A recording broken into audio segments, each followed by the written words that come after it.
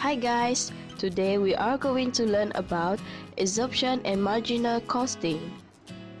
In this topic, we are going to cover marginal costing, absorption costing, reason for the difference in profit between marginal costing and absorption costing, profit reconciliation statement, advantages and disadvantages, marginal costing and absorption costing. Definition of marginal costing. Marginal costing is defined as ascertainment of marginal cost and the effect on profit changes in volume or type of output by differentiating between fixed costs and variable costs. These are the uses of marginal costing. Firstly, as a basis for providing information to management for planning and decision making, it is particularly appropriate for short-term decisions. Secondly, it is used in cost accounting system for calculation of cost and valuation of stock. Next is contribution concept. Contribution is difference between sales value and marginal cost, where gross contribution equal to sale less variable cost production.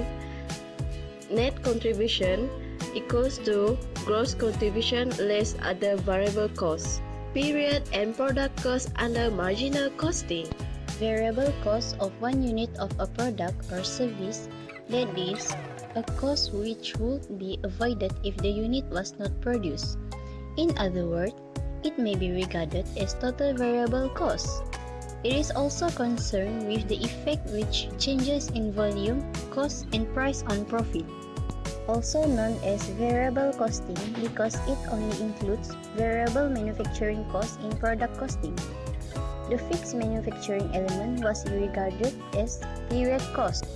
This is the statement of profit or loss for marginal costing. Definition of absorption costing. Absorption costing is regarded as a traditional trading profit and loss account. The cost of sales for the value of its inventory includes the fixed manufacturing cost. Under this method, fixed manufacturing was regarded as product cost. In other words, any cost relating to the product in respect of either fixed or a variable was regarded as product cost.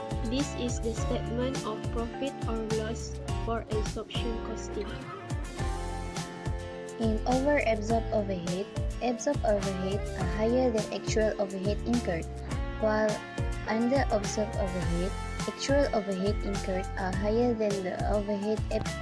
Reason for the differences in profit between marginal costing and absorption costing. First, there is different method of stock valuation. Second, there is an opening stock. Third, there is movement of stock.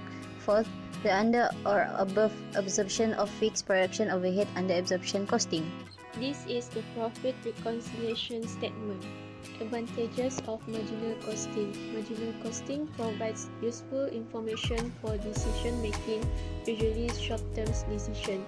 It removes from profit the effect of inventory changes. It avoids fixed overheads being capitalized in unsellable stocks. It is simple to understand.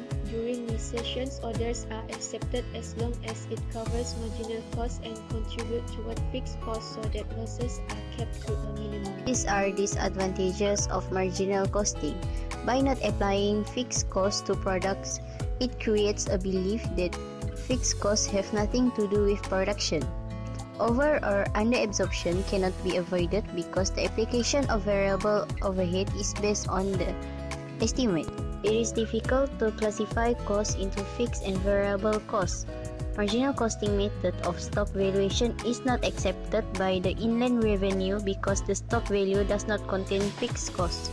Advantages of absorption costing. It does not understate the importance of fixed costs. It avoids fictitious losses being reported. Fixed production overhead are important to production. The method is acceptable by the inland revenue. Disadvantage of absorption costing. It is not useful in planning, control, and managerial decision making because it does not differentiate between fixed costs and variable costs.